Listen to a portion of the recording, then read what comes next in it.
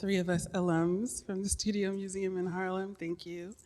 I want to thank the Academy for having me here. I've really enjoyed my time, and it's sad that this is the last, but so great to be in conversation with you, Abigail. And I began with David Antonio Cruz the beginning of last year.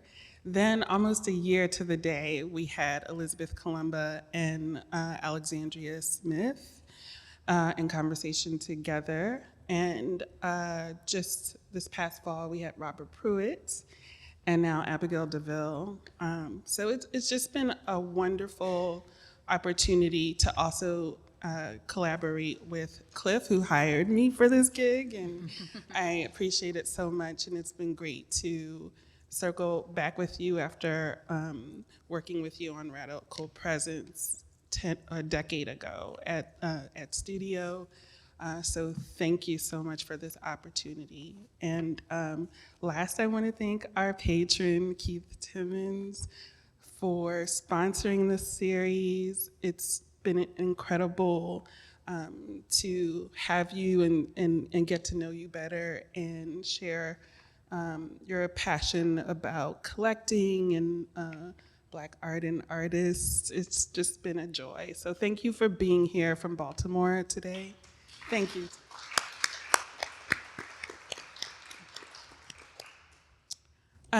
Before we begin, I hope you don't mind, I would love to take a moment to remember the great artist and a peer of ours, Nona Faustine, who passed away sadly last week. She was a mother, a peer, an artist. She recently had a survey of her own at the Brooklyn Museum, and recently just returned from the American Academy in Rome herself. But when I was preparing for our conversation today, I realized there was so many similarities in your concerns and your practice that I thought it would be a good way to not only remember Nona today, but also to a great starting point for us to begin. You're both native New Yorkers, and the city itself is a great resource for your work. And aside from a traditional studio practice, both of you often make work on site, at site, to mark and reveal these hidden or obscured histories and obscured lives, making work in a really fearless way. And I wanted to talk to you, begin in that way, to talk about how you began, because you went to FIT, and I've known you for a long time, but did you always know that you wanted to make sculpture and installation, or did you begin with fashion and then there was some pivotal moment where you transitioned to working with objects? At FIT, when I started, they make you do associate program first, and fine art program was only a 2-year program in that moment, and like my second year, there was a moment where I was working on some plaster sculpture in the middle of the night, and time was suspended. Like, I just got lost in the making of the thing.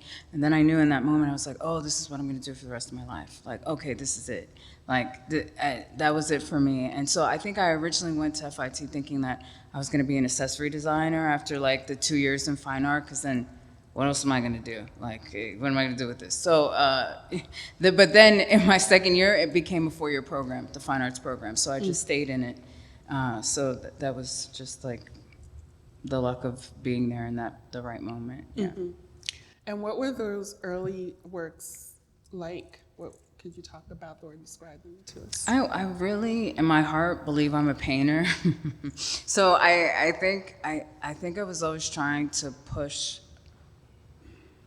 how it is that I think about painting. And so that's really what everything was. Everything was immediately huge and really expansive, and then just like what isn't in it. It was just like what's not in it mostly. It was just like everything in the kitchen sink was in it.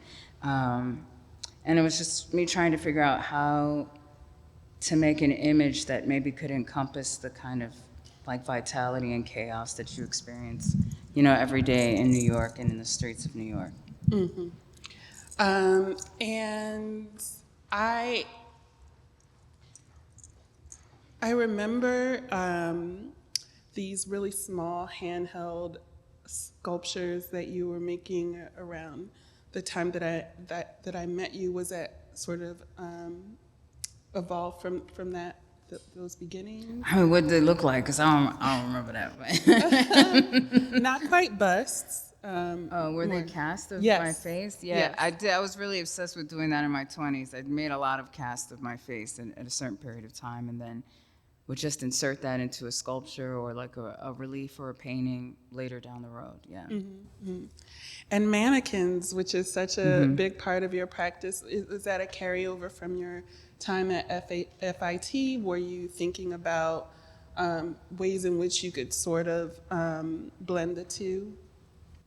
I don't think it came from like a fashion reference. I think it was just like shorthand for humanity, right? Like how can you just talk about bodies or people without having to really describe them? And then I think because they're mass produced, or the old school ones that are really nice that are not fiberglass, like they're made with plaster.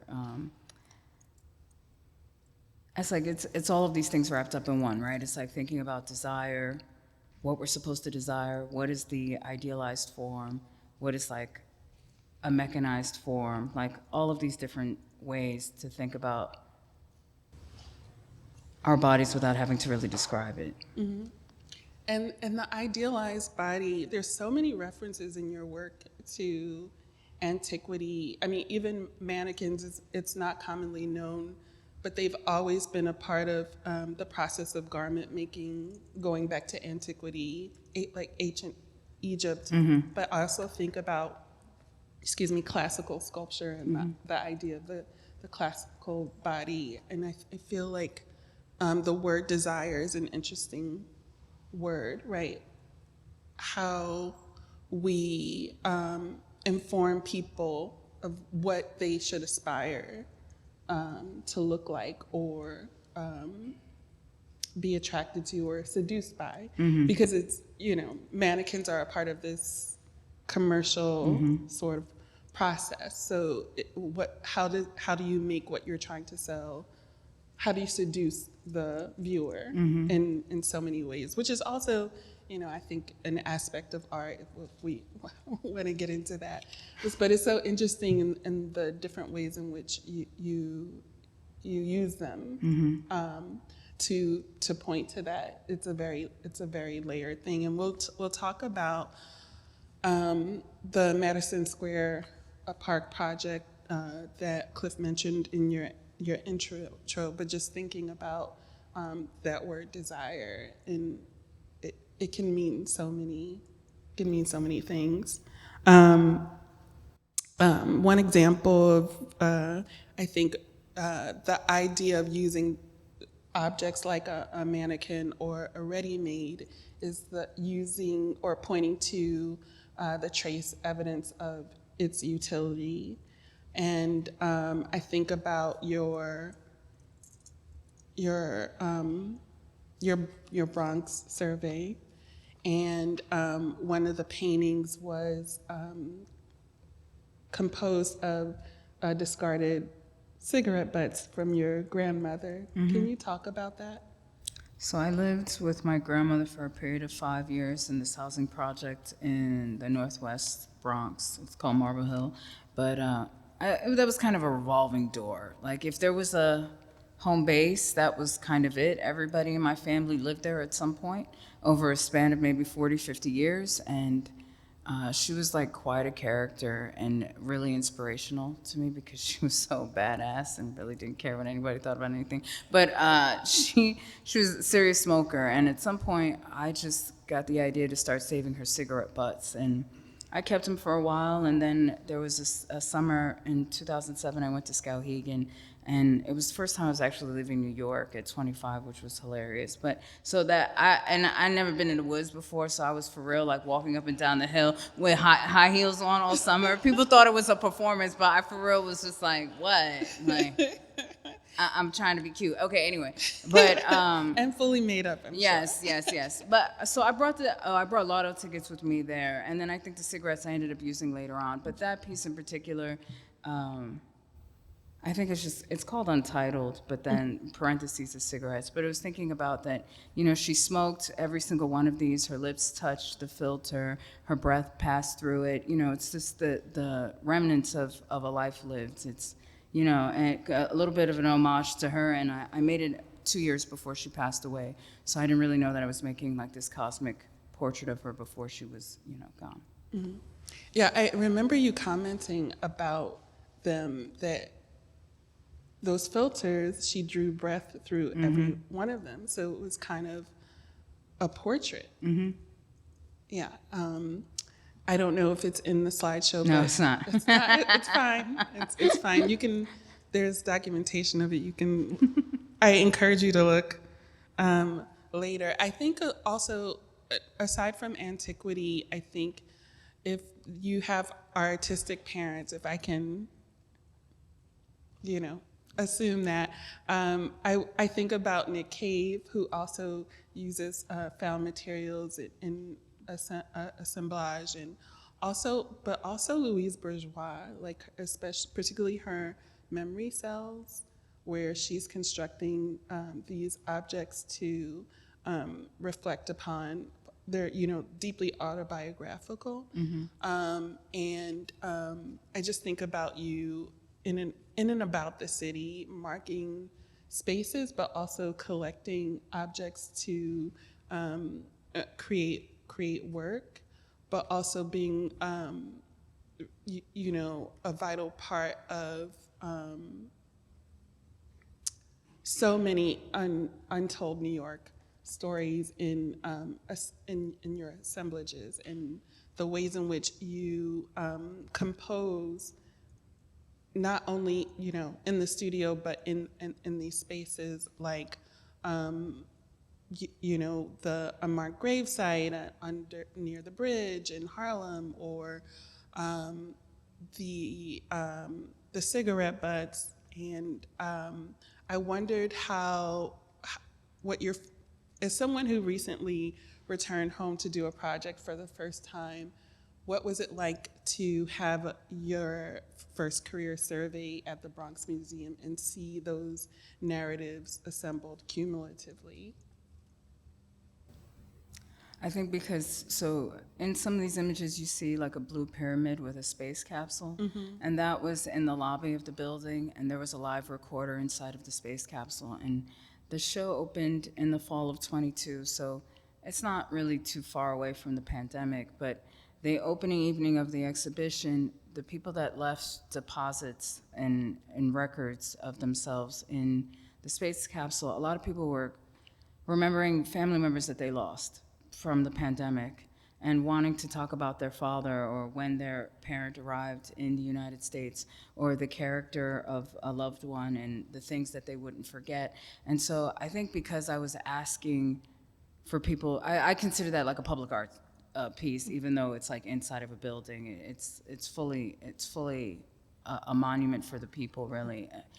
That the gallery space upstairs was more of me trying to reconcile my relationship to the Bronx, and really specifically thinking about that Marble Hill project apartment that my family lived in, and also thinking about public housing, in general, and that also being this space that is filled with all kinds of potential,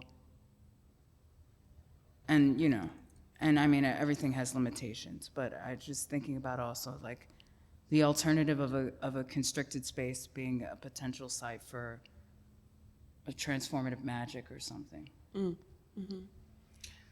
Yeah, I remember I saw the show more than once, and the pyramid is practically at the entrance. It's the first thing you see, and it consumed the area. This was no way around it, and you would be. The blue is so, it beckons you. You want to understand what's happening. You want to go in it, even though you can't know just from seeing it, what if it's something you can interact with at all to begin with. I don't think that I left a story, but I did just want to be bathed in that light. Like I just sat there and just wanted to just reflect and experience it just from the inside out. But I wonder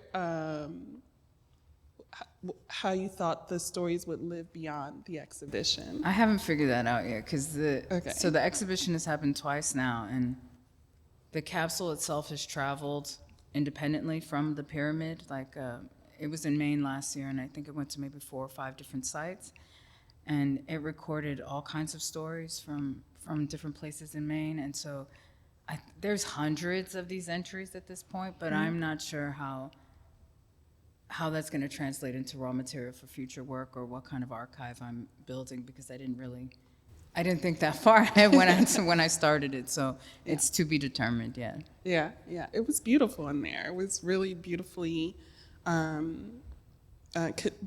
considered. Like I wanted to live in there for a little bit. I've always wondered, do you find yourself, or are you ever tempted to collect outside of New York? If you're in a different city or a different country, do you find yourself bringing things back with you that you find? Do you go out and forage?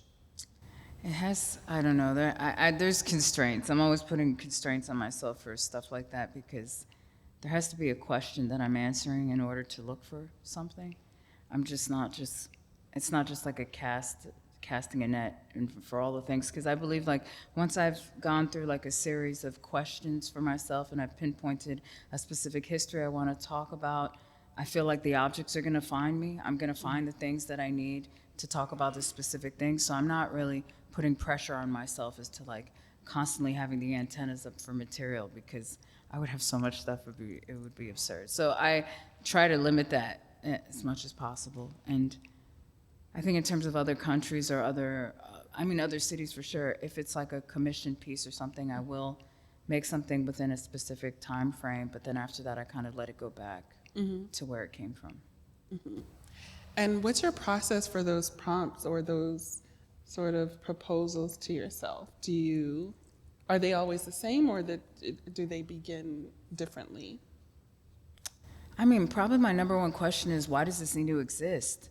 Like, why? Like, why are you doing this? And why does it need to exist in this particular way? And how are these bodies going to navigate this space? And, like, my thing is always trying to figure out, how can you trick people into learning new things that they absolutely wouldn't care about whatsoever? But, like, when you transform a space, or a body is encountering material that feels very familiar, or somebody has like an instant reaction, like an unexpected, unknown reaction to something that they've seen 1,000 times, right? Like reframes for them, then they're getting like an entry point into like a little poem or an offering that you're presenting to them. And it's just like another kind of mirror, right? To just think about the spaces that we occupy, or maybe the life that you're living differently for a few minutes. We're looking at slides, and I think about motifs in your work aside from the mannequins. Does that color blue that's throughout your practice have a significant? I mean, I can impose like, we're trained to construct meaning around work all the time. I don't want to tell. Oh yeah, tell me. No. But that's the blue that I was so drawn to in the pyramid, and it's you can't escape it in your work. What does that blue mean to you? I'm gonna read something. Okay. I'm like, yes, She perfect. came ready. Okay. So I wrote an essay for the pyramid, in particular for the main show, but the name of the pyramid, the piece is called Azul. So it's Azul, the color of the horizon, our planet, lapis lazuli, and lapis. I'm sorry, my bad. How you say that? Lazuli. There you go. I'm like, it's not Lucy. What am I talking about? Yeah, and our dreams. Blue is all around us, and yet somehow it feels forever out of reach, because we can never touch the blueness of the sea or the blueness of the sky. We can never reach the blue horizon. In the natural world, blue is extremely uncommon. The sea isn't blue, nor the sky. They're actually optical illusions. Strangely, we can see it better than any other color in the dark. The landscape appears bluer in the distance and fades into a hazy cerulean horizon. Blue doesn't really exist in our world. It only hovers on its edges. And that's from a quote from Dr. James Fox, who wrote, there's 3 BBC documentaries, the history of 3 colors, and one of them is blue, one is white, and one is gold. And so I just lifted that from him. But that's the whole thing. Is like, okay, so if blue only exists maybe in 4 or 5 things in the natural world, but it is the color of our planet, it is the color of the sky, it is like people's generally humans' favorite color, right? Like, so then what, and it's an optical illusion, it's not real, so then what does that mean? And if it's on the edges or the periphery of our understanding, well, how do we frame that? How do we make sense of that? And so it's like, it's the thing that can be desired but can't actually ever be attained. Like, I think I equate longing into a lot of things, right? Longing for understanding, longing for new experiences, like longing to understand anything, actually, right? Because I feel like the ways in which we perceive ourselves or we perceive the world around us is just hidden mostly in shadows. And so we might get like a spark of something, or a texture might jump out at us, or a smell that might trigger a memory. But mostly we don't really know what the heck we're doing 95% of the time, or what anything actually means as it's happening. And so I think like this like probably more like built into the nature of being human, right, is like this desire for knowing or wanting to know something else, or extending and reaching towards something beyond yourself. So that's why like blue being the basis, the sky, is something that is abstract and omnipresent, but it can't ever actually be touched or reached. Mm-hmm.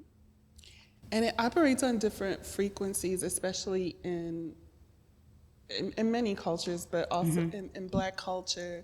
You know, it's a noun, it's a verb, it's an adjective.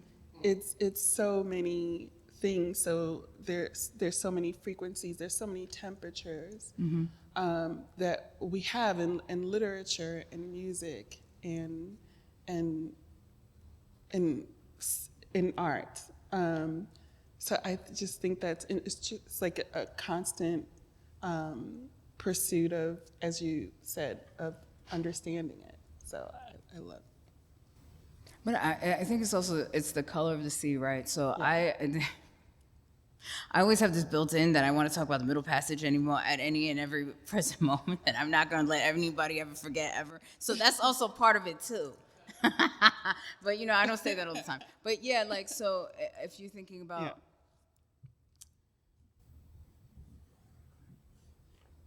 I mean, the fact that it's an optical illusion, I think, is because of like red frequencies and purple, like ultraviolet rays. But I don't really mean that in this instance. I'm thinking about like the absence of light at the bottom of the ocean, right? Or like all of the different ways in which we traverse time.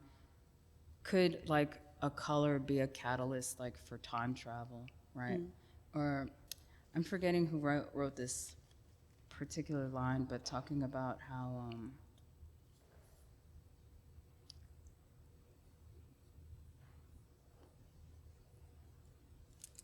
that there was like a metaphysical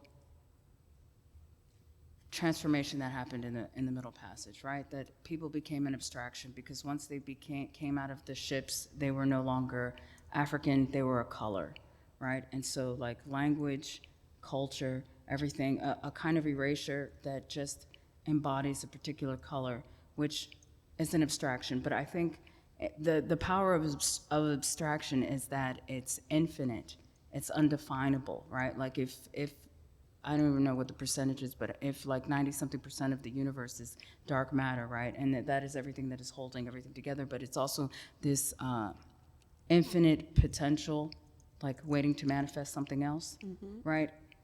I just feel like, I think blue, okay, so here, blue and black is the same, right? Because I think almost in every language, with an exception of 2 ancient languages, they didn't really have a color word for the color blue. It was just a variant of black. So for thousands of years, all over the planet, everyone referred to that color as black. So thinking about how that also collapses in on itself within that. So still thinking about the stars, the internal spaces within our own bodies or hearts, right? This capsule of being transported from one place to another, and time being eviscerated in that way. I'm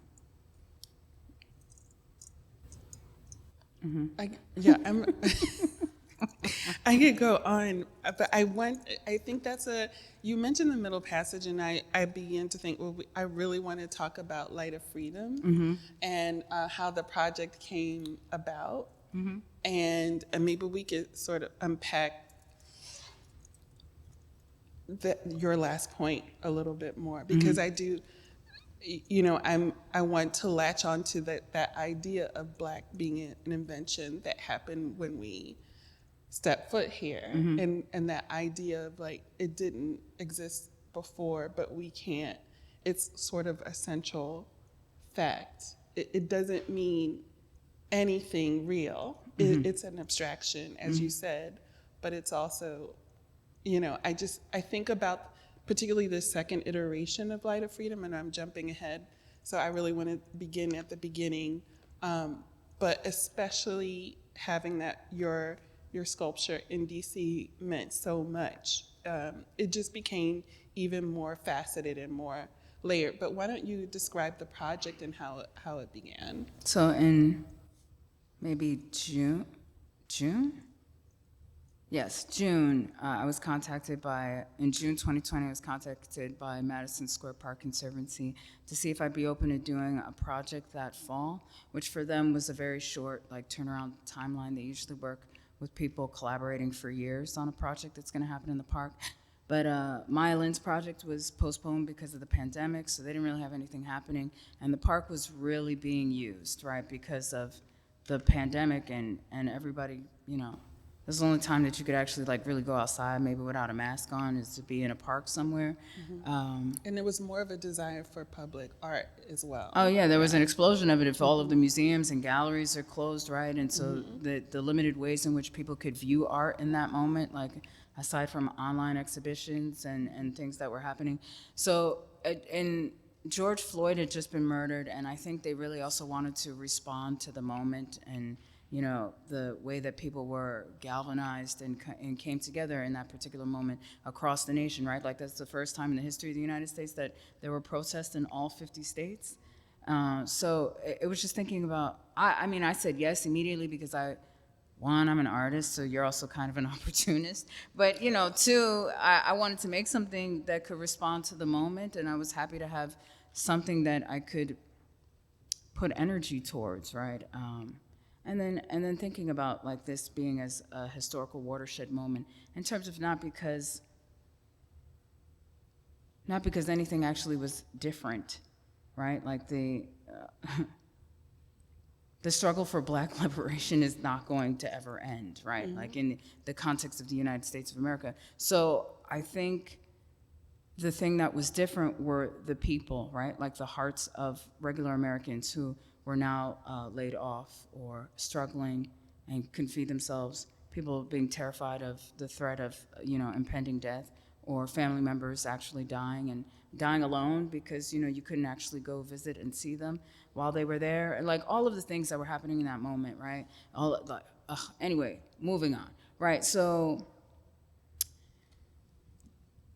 I think the fact that people were just, oh my God, but wait, killing unarmed black people never takes a day off.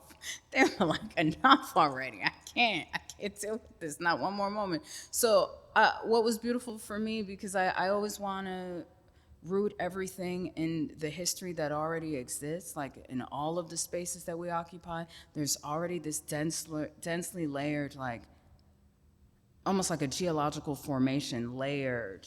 The thing that you see, or the spark of dynamite that's happening right now, is just it's a cyclical thing.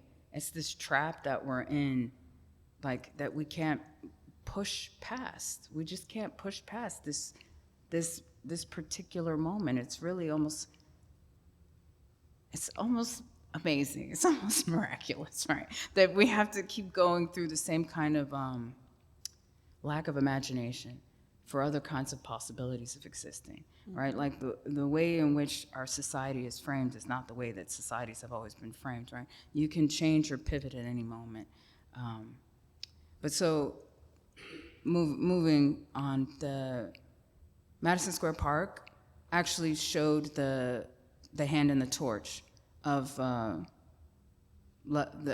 actual Statue of Liberty when they were trying to fundraise for funds to get Americans, regular everyday Americans, to pay for the pedestal for the Statue of Liberty, because the sculpture was ready to be shipped, but the government wouldn't pay for a pedestal for it. And so I think the guy's name was Joseph Pulitzer, who owned a newspaper in the city. He thought it was a shame that nobody would cough up any money for this project.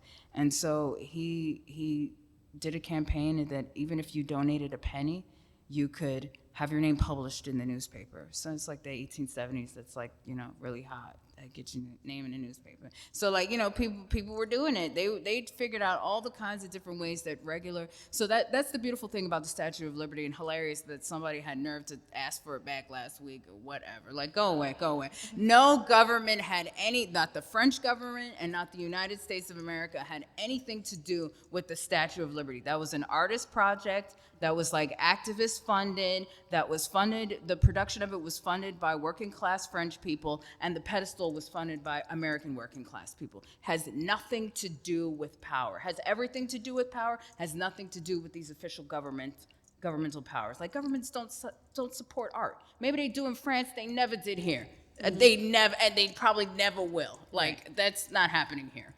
It's just never actively not happening. It's not gonna happen here. Right. Yes. Yeah.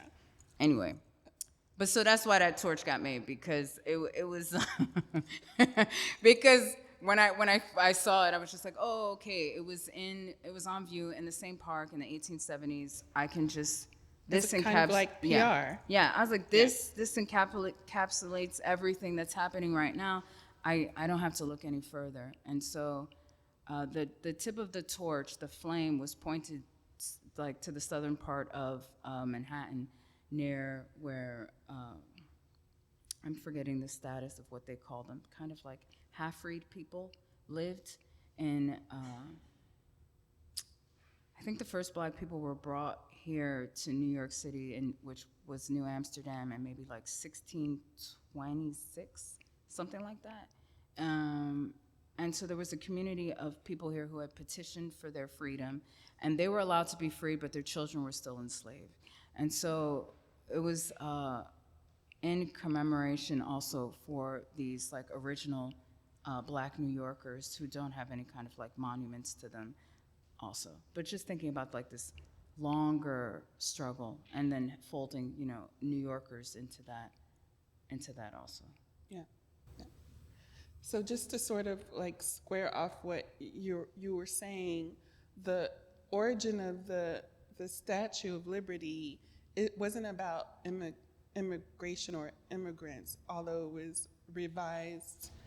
That was the press history. release. Yes, Yeah. From the moment it opened in, what was that, 1876 or something? 86. 86, okay. So immediately the government was reframing it. They were like, okay, so the man who designed the sculpture, who I'm dropping his name right now, I'm sorry, dude, my bad, but I should know it too. yeah, but he designed the sculpture. Huh? Bartley? Something like that. Yeah, okay, I'll say, yeah, all right, why not? He designed it with a chain in his hand, right? It's because it was supposed to commemorate the emancipation of black people in this country, right? It was to commemorate the end of slavery in the United States. The United States would not accept that as a gift. They only would accept it if it was reframed as a gift for the first centennial of the nation. So immediately, the meaning was getting exhausted from what this icon or this gift, the possibility of it could be. So it started with, and then Emma Lazarus wrote that poem. Bring me your hungry. Yeah, the Great Colossus, just to fundraise also for the pedestal that I was talking about earlier. But so immediately it encompassed all of these things, simultaneously. But yeah, but it was really actually originally a sculpture to commemorate the end of slavery. And it was, the idea was birthed by a French abolitionist who wanted to celebrate this young country doing the same. And I think that's how it people, started. yeah, I mean, people were excited that maybe that this thing, this project or this experiment was going to be true to its ideals. Right. So you see images of that in your research, and you latch onto it and decide that you want to reveal again this history that I don't think did many people know about. How the statue was originally at Madison Square Park to raise awareness. Okay, so again, this very sort of like New York specific history, you're bringing light literally to through your work. And just, can you give us an overview of how it was constructed and what it looked like, how you reimagined the torch being through being reinterpreted through your hands and your eyes? Well, I think originally I just made like a very quick thumbnail sketch of what it was going to look like, and that's pretty much what it ended up looking like. And I really love scaffolding, and so I wanted that as the container of thinking about this work that's, I mean, that's the thing about ideals or ideas, right? Like they have to really be believed in order for them to actually manifest into something, and that the work is never going to end. Like, nobody can fall asleep at the wheel kind of a thing, or think that somebody else is going to pick it up,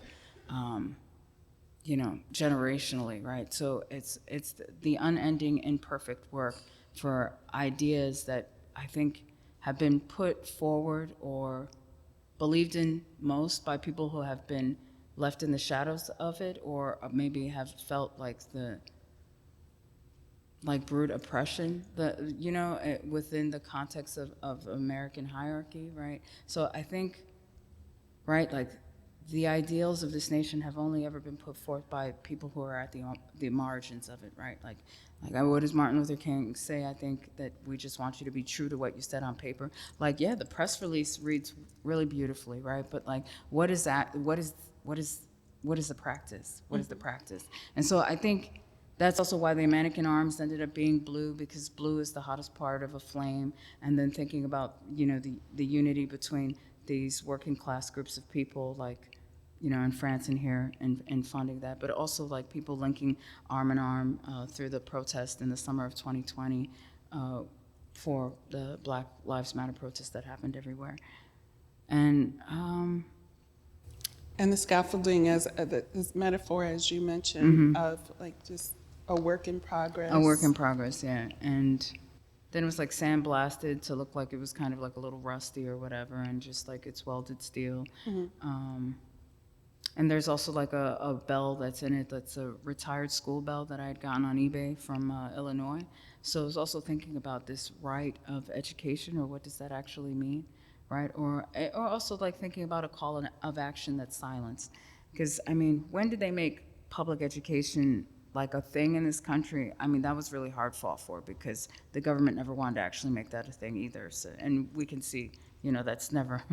That's always going to be a point of contention, right?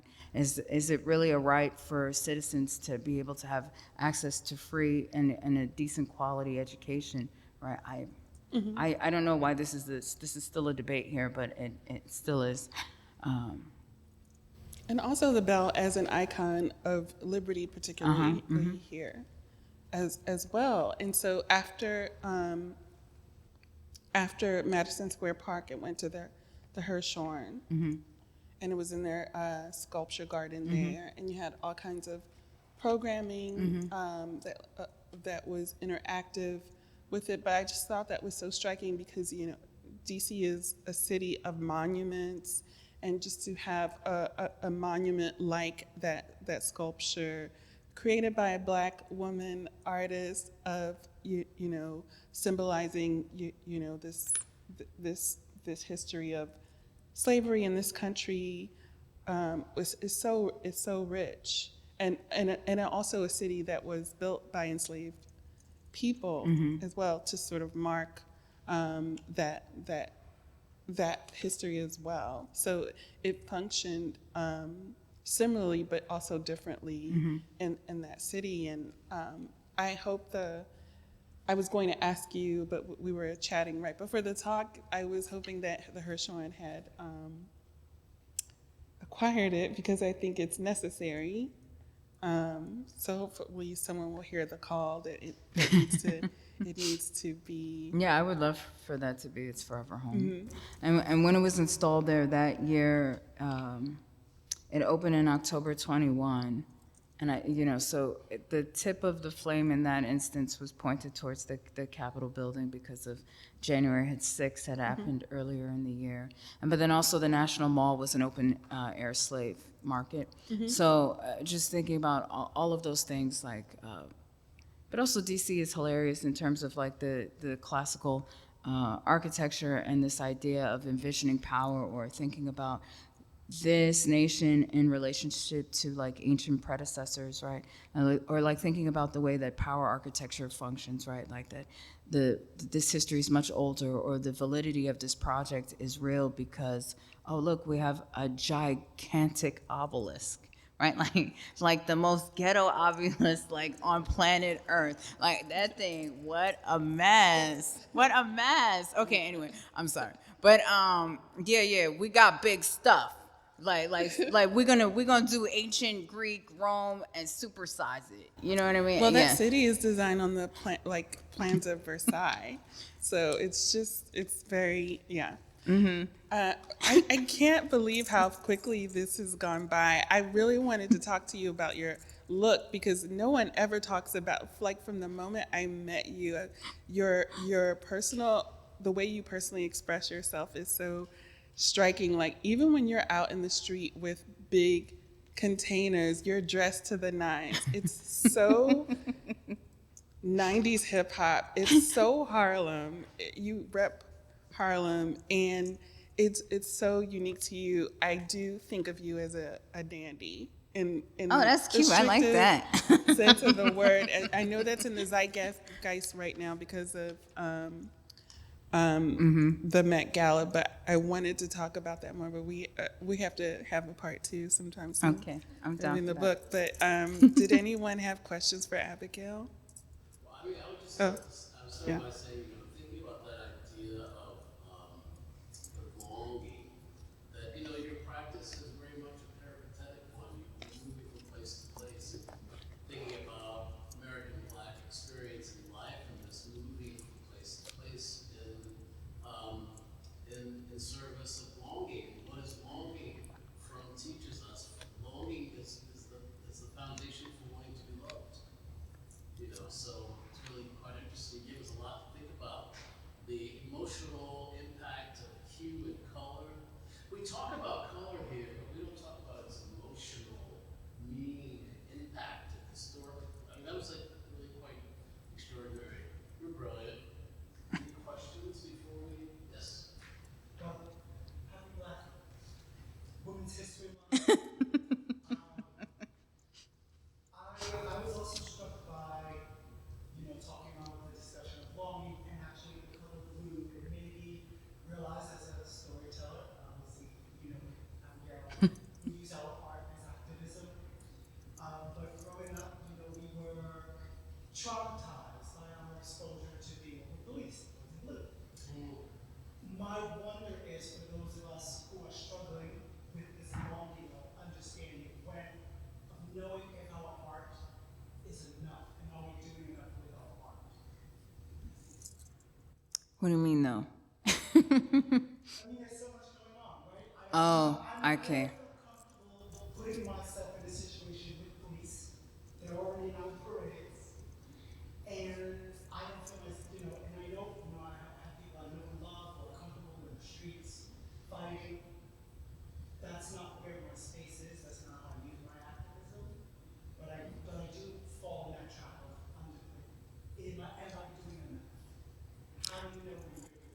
I don't know if that's a question that anyone can answer, right? Because that's like something that you ask yourself in the morning when you wake up, right? Like, thankful for another day, happy to be alive. What am I going to do? Am I doing enough? Like, and then having the faith and trust and belief in yourself that you're answering your heart's call, right? Like you're trapped on this planet with you. I mean, your biggest problem is yourself, right? Like always, right? Like you're in this very long, like unending relationship with yourself, and then one day you're not gonna wake up. You know what I mean? Like one day it's gonna be over. But I mean, your biggest problem is yourself. So then, what are the standards that you hold yourself to? And I think anyway that because I'm similarly in this similar position as to what you're saying. You know, like I think art is like a big question of like what is true, like what actually is true, and that's not an actual. There's no answer to that because everything is true. Everything is true to someone, somewhere, at some moment, at some particular time. Everything is true. Like you, and I don't mean like the lies that we're being told constantly of like current events. I'm not talking about that. But I'm just thinking about the ways in which we experience our time here on this planet and then all together, right? And the things and the values that we hold dear and the things that we want for the future and the things that we want for the people that haven't been born yet, right? And the things that we want for ourselves, right? In terms of what is a life, and I don't like this word because I don't think it really means anything, but like, what does safety mean? Because I feel like safety is like is a word that gets manipulated a lot, right? Like, is that something that we're supposed to want? But what does that actually really mean? And who's actually safe? And at what moment and at what time? And I mean, I don't know. I think I have probably more questions than I have answers to what you asked. But I think, like, are you doing enough? You can only answer that for yourself. And I think if you're making work from a truthful place and it encapsulates the moment in which it was made, then it's a true document. I think, like you think about this all the time, like of all of the, and this is no shade to the art market, but like you think of like all of the abstraction that existed in a particular time, and like during the civil rights movement, right? Like there were Black abstractionist artists that were getting a lot of flack because they weren't making work that was like social realism or had to do with like more kind of activist kinds of bents or making Black people in work, right? Like not taking like a position, but then they were actually activists in the streets or doing other things, right? But they didn't want, and then that's the thing, it's like, whatever position you make, however it is that you decide to make a work, is already a political position. The way that you make the thing and how it exists for the future, right? Oh, why did this person choose to make these things this particular way in that time period when everything was a dumpster fire? You know what I mean? So like, then you got to really think about it. Okay, and I don't think the artist's biography needs to come into that, but I think,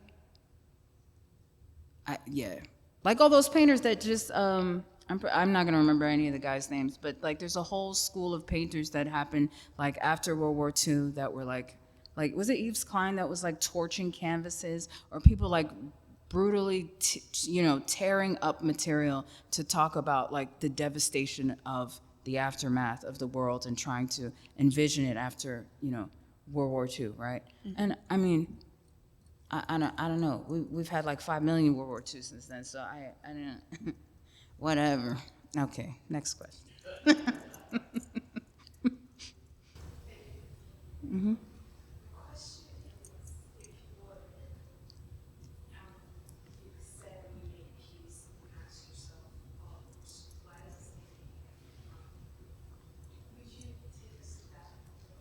Well, because this is gonna sound bad, but I don't believe in pleasure.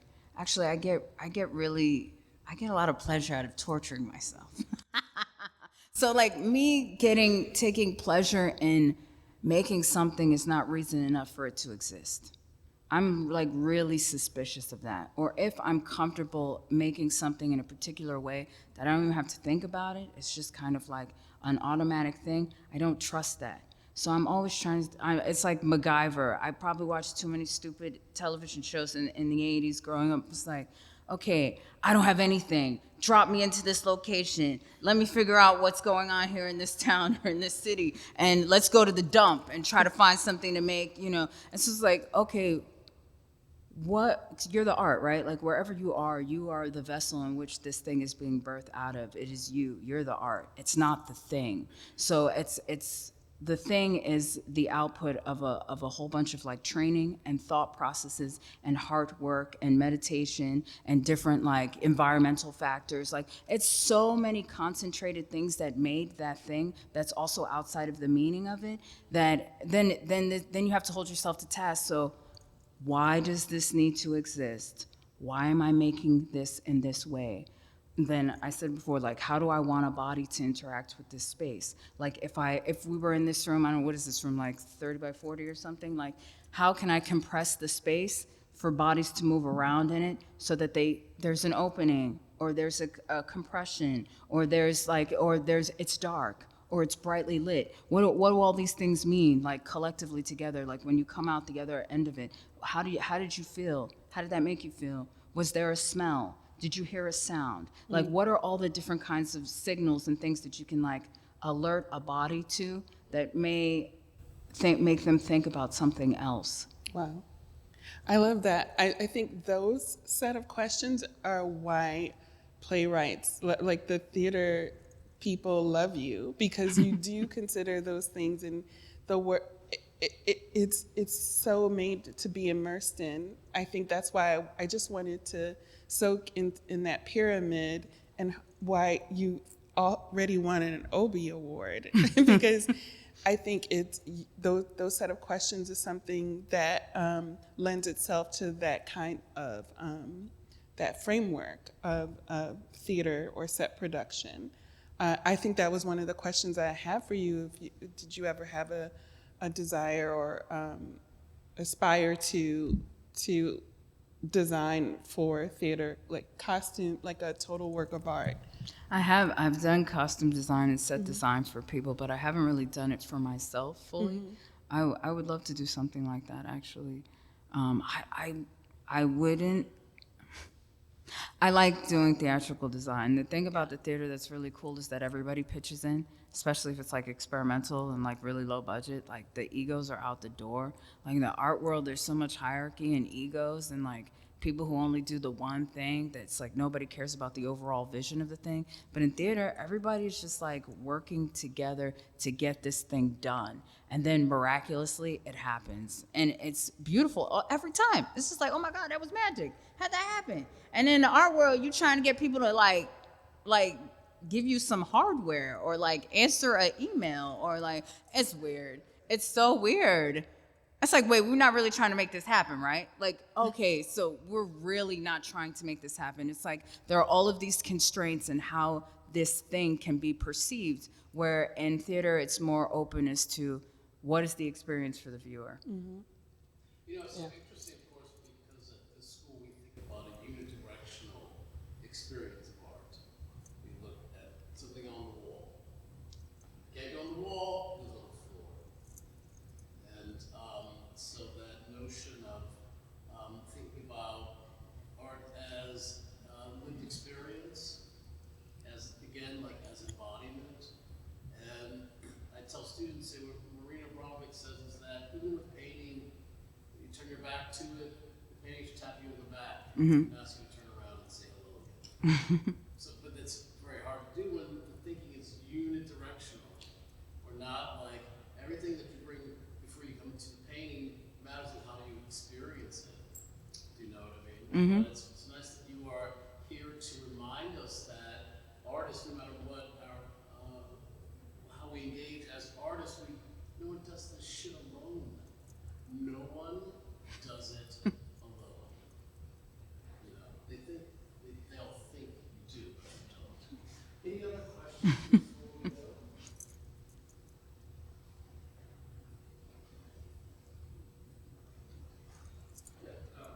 So this is mainly school painting, sculpture, and drawing, but I guess I'm curious, it was stated you were working in a class or cast at MIT, sort of how any place to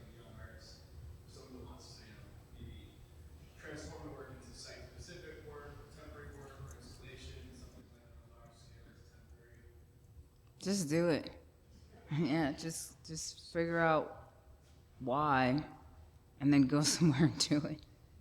Yeah, just don't limit yourself, right? Like if you have like maybe give yourself a time constraint. Okay, I have 6 weeks to make 3 new things, and I'm gonna use these 5 things, and maybe one color, and then just go somewhere and do it. I think often young artists think that the value of work of art is about the time one commits to it, rather than the accumulation of life or experience that brings you to it. If that makes sense. Yeah, You think it's a formula somehow to make good art. I don't know. or like I don't know. I worked on these 10 paintings for 2 years, like coming out of undergrad. And I mean, one of them weighed like 100 pounds. It was just like, just move on. Go make another painting. What are you doing here? Like, this has to be perfect. This is going to be a masterpiece. No, these 10 paintings are going to be phenomenal. You know what I mean? And then thinking about making it within a context of a series. When it's really, anyway, everyone has their own thing, but I really feel like art is just a vehicle for an idea that you're trying to put forward, right? And it holds all of this weight aside from like material weight, the alchemy that happens like with belief. I was just talking about this recently, like thinking about the greatness of like ancient art versus like sometimes the dead on arrival, like contemporary art, right? And I don't think that's about time. I think that's about engagement. I think it's more about like a level of like also heart engagement, right? I think and I don't know, I wasn't there, but like, you know, in the ancient world, there were maybe a set of beliefs that people really actually held themselves to or really truly believed that this object was in service to. And I don't think that's where we're coming from when we're making something. We're just thinking about making something. We want to make something that looks like this, or it needs to do this, or it has to answer this, or you know what I mean? But what's the alchemy part? Like, what's the part that you're imbuing of yourself in that thing that then, even if it's 2 inches big, it resonates 5,000 years later? You know what I mean? Like, I don't think people are doing that with the things that they're making now. And you can see that very clearly, right? Like, it looks like they had a bill to pay. You know what I mean? Like, oh, the lights is about to get shut off. I better make some paintings, you know. No shade, no shade to painters. I love painting. I said in the beginning. But, like, you know what I mean? Like, I just feel like, what do you believe in? Like, because you know what? The things that you really, truly believe in actually, if you're good, end up being embedded in the thing that you made. And that's what makes it good. That's what makes good art, right? Like, oh, I walked away from that thing and I can't stop thinking about it. And sometimes it pops up in a dream, or, you know, there it is, I'm thinking about it 2 weeks later or 5 years from now. Yeah. A response to the market versus an actual calling or an idea. Mm-hmm. Yeah. I tell the students all the time, you have to protect your power. It will be taken away from you. Oh, yeah, you can't look around too much. I mean, outside of yourself. You gotta look at things, like, I don't mean that. I mean, like, you know what I'm talking about. Don't compare yourself to other people. Well, Keith, again, we thank you very, very much for bringing this series to the school, for bringing voices into the space that might not have otherwise been in the space. We are all, I think, lifted and better because of it. And Monique, thank you so much for being here. Thank you.